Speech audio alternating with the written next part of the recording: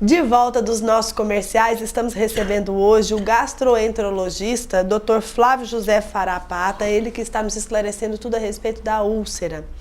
Doutor, no bloco anterior nós falamos a respeito do sintoma, da diferença, né, da sintomatologia de uma pessoa que apresenta gastrite e a úlcera. E você falou que é difícil de bater o martelo só pela consulta, só pela essa anamnese, né, por essa consulta. Exatamente. É preciso fazer um exame para diagnosticar realmente se a pessoa tem úlcera ou gastrite. O diagnóstico de certeza é feito através de uma endoscopia.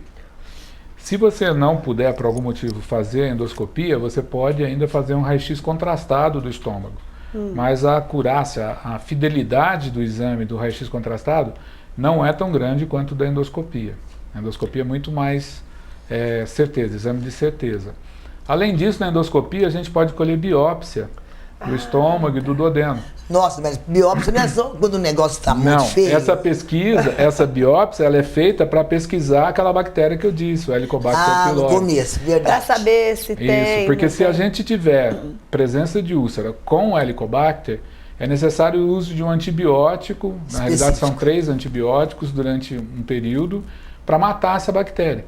Mas aí o antibiótico também não é ruim, porque se o problema é no estômago já tem úlcera e aí Mas a não vai presença da piorar? bactéria é pior.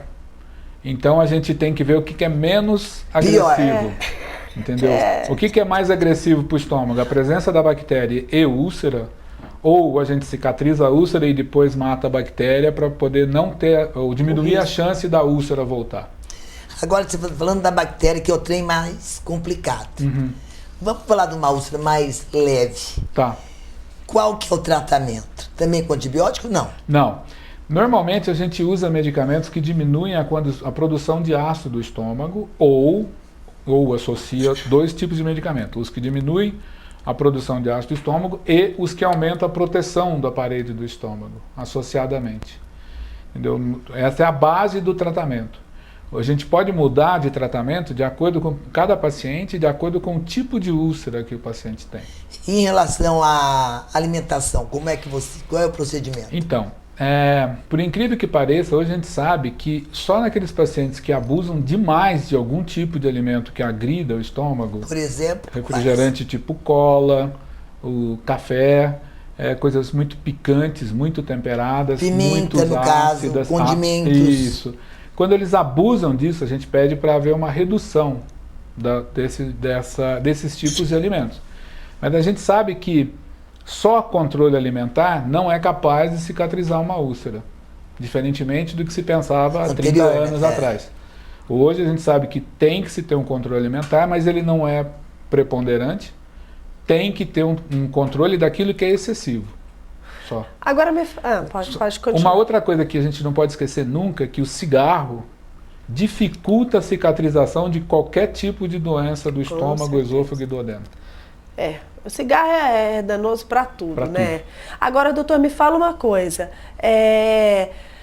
A úlcera, se não tratada, ela pode virar um câncer ou não?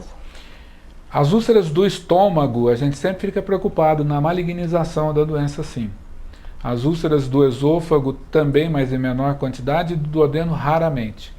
Mas a gente sempre, quando tem uma úlcera, a gente sempre fica mais precavido, a gente fica muito mais atencioso com esse paciente, porque há complicações tão graves quanto um tumor, por exemplo, uma perfuração de uma úlcera num paciente que obrigatoriamente tem que tomar um anti-inflamatório, por exemplo, é uma complicação muito grande. Normalmente esses pacientes que usam anti-inflamatório cronicamente são pacientes mais idosos que, se tiverem uma úlcera e perfurar, é um alto risco. Querido, bom, e quando é que se faz necessário, vamos dizer assim, a cirurgia na úlcera? Depois que se inventaram esses medicamentos mais modernos, que diminuem muito a quantidade de ácido que o estômago produz, a cirurgia para a úlcera, basicamente ela ficou restrita às complicações de úlcera. Muito difícil hoje em dia a gente operar a úlceras em si. A gente opera o sangramento da úlcera, a perfuração da úlcera. Faz uma cauterização junto já com o exame mesmo. Exato. Ou a estenose, que é a dificuldade de saída de comida de dentro do estômago. Se uma úlcera, no caso, no duodeno. Saiu disso, é muito raro a gente ter que operar Só para você ter uma ideia, a incidência hoje de cirurgia de úlcera é menor do que 1%. Nossa, Que maravilha, antigamente era porrete. tudo. Agora me fala uma coisa, se a pessoa não procura o médico e não trata da úlcera, quais são as complicações que essa pessoa pode correr o risco? As 3 complicações mais sérias e mais graves são essas 3 que eu já tinha dito. O primeiro delas é o sangramento, que normalmente é um sangramento abundante, que a gente de pacientes que correm um risco muito alto. Ele chega a ver esse sangramento de alguma forma? Sim, esses pacientes que têm sangramento, a primeira coisa que normalmente os pacientes notam é uma evacuação com fezes muito escuras. Certo. Tipo borra de café. Tipo sangue pisado, que os antigos falavam, né? A outra coisa é que, se o sangramento for muito abundante, ele pode fazer vômito de sangue vivo. Nossa. Que aí é uma complicação Bem mais maior. grave. É um paciente grave daí. A outra complicação é a perfuração da úlcera, principalmente a úlcera duodenal. Ela perfura para a cavidade abdominal, o paciente normalmente tem que ser operado, normalmente não, tem que ser operado de urgência, e é uma cirurgia relativamente simples, dependendo do paciente. Tudo depende do estado do paciente, né? E a terceira é quando fica uma úlcera por muito tempo lá no duodeno. Adormecidinha. O duodeno é a saída do estômago.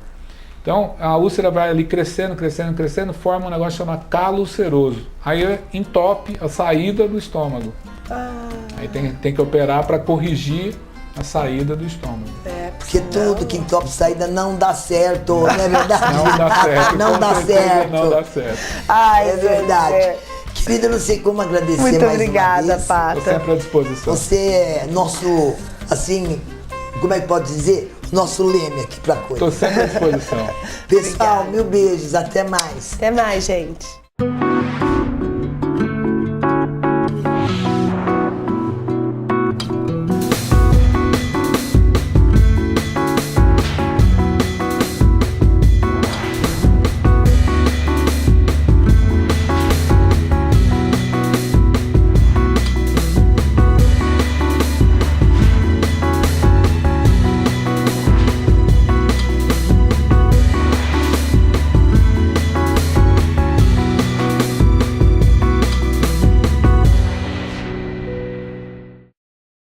Programa TPM.